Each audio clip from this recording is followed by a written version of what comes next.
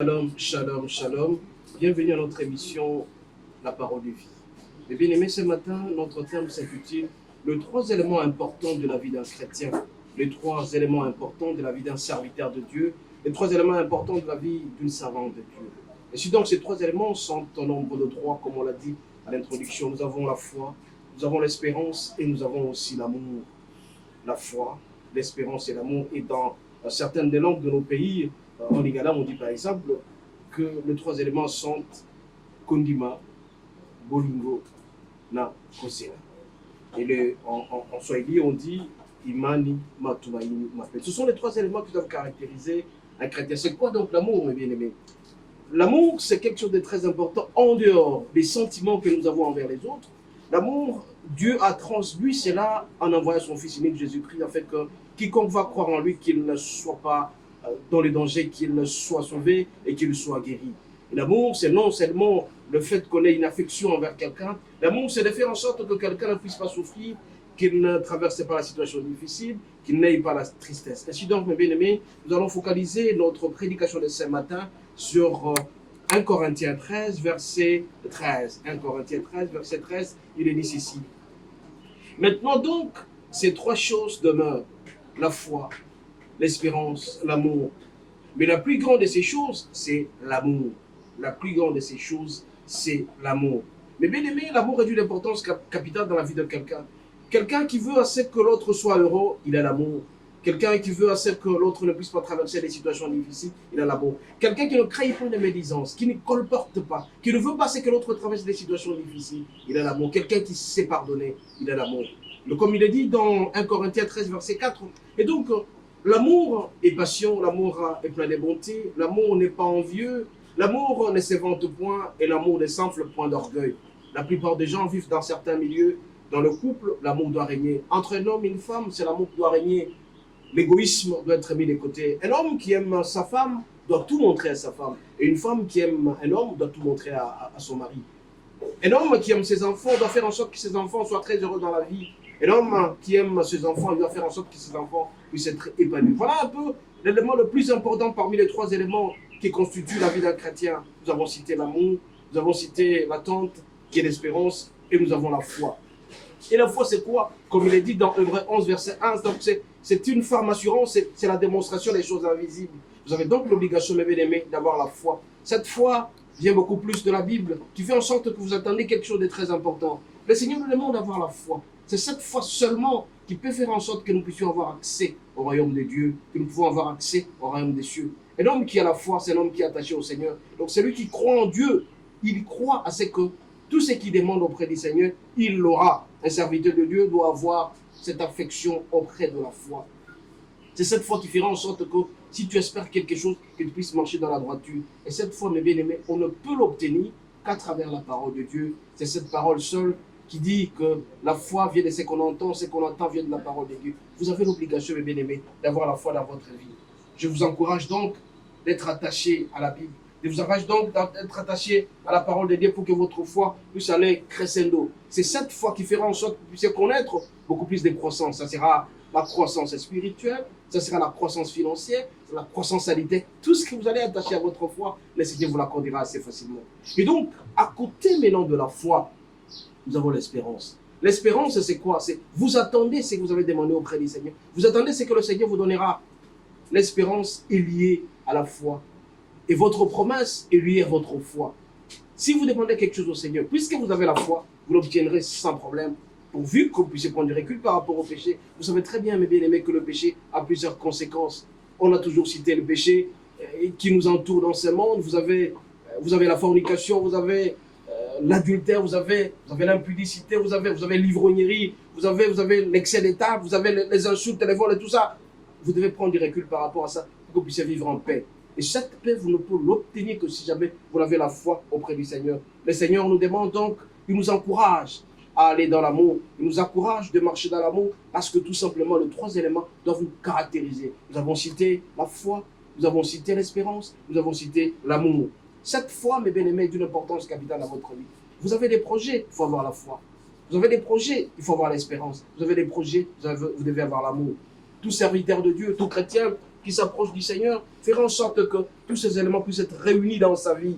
Ces trois éléments sont indissociables.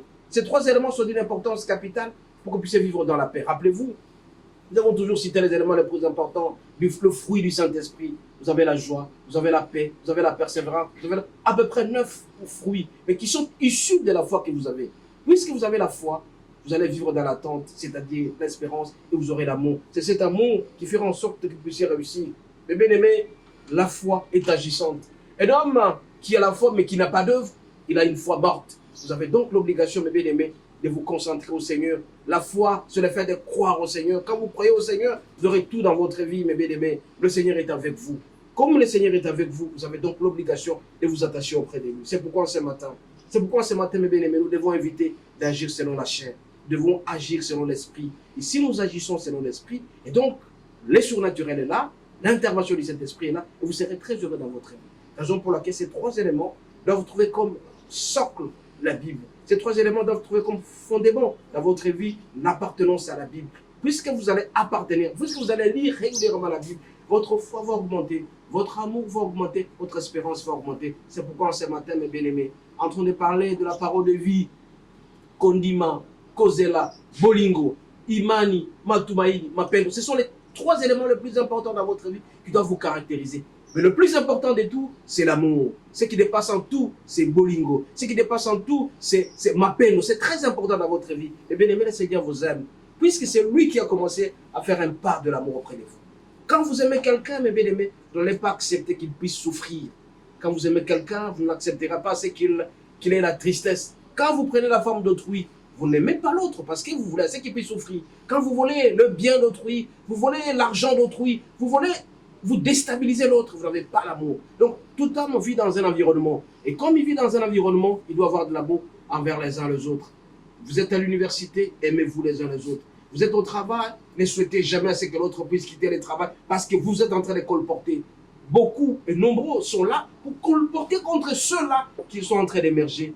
Vous devez accepter que l'autre puisse émerger parce qu'il a accédé à des postes de responsabilité. Vous avez l'obligation de l'aimer que d'écrire dans le WhatsApp par-ci par-là en train de savonner. Vous n'avez pas l'amour envers l'autre. Quand vous aimez quelqu'un, vous devez aimer à ce qu'il puisse aller de l'avant. Quand vous aimez quelqu'un, mes bien-aimés, vous devez savoir pardonner. Le pardon est d'une importance capitale. Mais il y a beaucoup de gens qui ne savent pas pardonner. Ils sont en train de mettre beaucoup de gens dans la clôture dans leur cœur. Attention, puisque vous ne savez pas pardonner, vous aussi vous ne serez pas pardonné. C'est qu'on sème, on récolte certainement.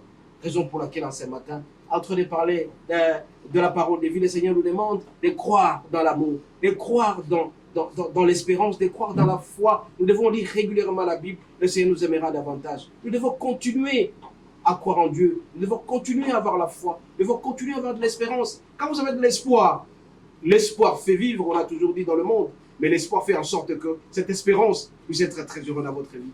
Beaucoup de gens qui sont dans la paix, ce sont des gens qui ont l'amour envers les uns les autres.